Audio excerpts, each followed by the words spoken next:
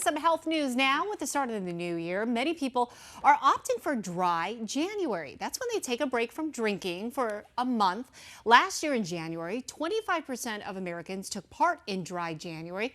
That's up just a tad from 24% in 2023. And guess who is more likely to abstain from alcohol? It's Gen Z. 35% of them, ages 21 to 24 years old, completed dry January. That's more than double the 14% of Americans who are 55 and older. So what are the benefits?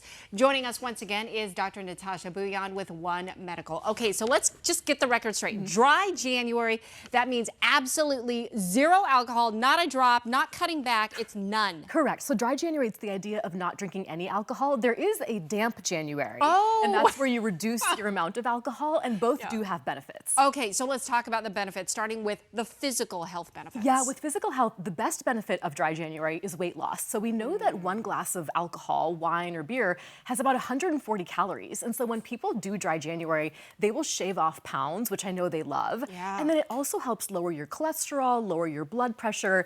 People who've got heartburn, they notice when they stop drinking, it makes their heartburn better. And the liver repairs are really interesting ones. So, you know, when you drink a lot of alcohol, it can cause liver inflammation and scarring, and just stopping alcohol for 2 weeks can reverse that. Your liver can actually regenerate and repair itself, which is pretty remarkable. Yeah, after 2 weeks. Yeah, but the one thing I didn't mention here, though, is the cancer. So we know that alcohol increases your risk of cancer, but stopping alcohol for 1 month, it probably doesn't have much of an impact on your overall risk. Okay. But if you reduce alcohol in the long term, that is what does reduce your risk of cancer. And I will add here, though, dry January is not for everybody. So it's not really intended for people who have an alcohol addiction. For those folks, if they want to quit drinking, they should seek professional help. Okay, let's talk about the mental health benefits. Yeah, a lot of mental health benefits. So improved sleep is one of them. So we know that alcohol makes you sleepy. That's what people often associate it with.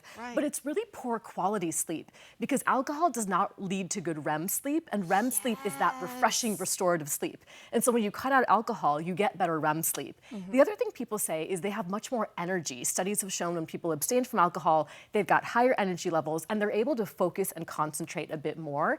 And the other thing I love about dry January is it's something that is sustainable. So people who do dry January for just 1 month, even 8 to 12 months later, they're drinking less alcohol. So even if you abstain 1 month and then you pick it back up again, people are drinking on average 1 day less of alcohol. So it's a great habit to try and then to sustain a reduction of alcohol. I have a sidebar question. I'm wondering, does age also correlate with alcohol? Like, the older you get, is it more difficult for you to just, you know, handle that alcohol? It is, yeah. So alcohol, the impact on our body, it changes with time. And so how we produce alcohol does change. And we've seen this. So people in their 20s are like, I can have all kinds of drinks and I don't have a hangover. And then people in their 40s are like, I had 2 drinks and I felt terrible the next day. And it really has to do with how we process and break down alcohol in our body. It certainly changes with time. Okay, clearly that was a personal question. All right, so what are some tips to make dry January successful? Well, I tell people, share your goals with other people. So other people might join you and they might also abstain from alcohol, and they'll hold you accountable. The other thing that's really important is to make sure that you're finding healthy swaps, drinking healthy other drinks instead, and stay social while you are abstaining. You know, when you become a recluse during dry January, that's not good because it's not sustainable then. So, you know, you've got to kind of avoid triggers, like remove alcohol from your house. If you go to a social event where you know there's drinking, bring your own non-alcoholic drink. That way you can still stay social. And then also engage in, you know, non-alcoholic events with your friends, like going for a hike and those other types of things. Yeah, the healthy activities. And then, of course, like reward yourself, track your progress. There's apps that you can track your progress, but you know, it's 30 days. I know people can do it, and it does have many benefits to doing it. Yes, and also too, we noticed, and we've reported this too, that several restaurants around town, they've got mocktails. So, you know, a lot of bars and restaurants kind of trying to, you know, kind of cash in on this whole dry January. Yes, they want you to go out, they want you to be social. And I think there's this whole movement of like the zero proof life. And that is in Gen Z. A lot of Gen Z are saying like, look, we're going to give up alcohol because we know there's adverse effects on the health.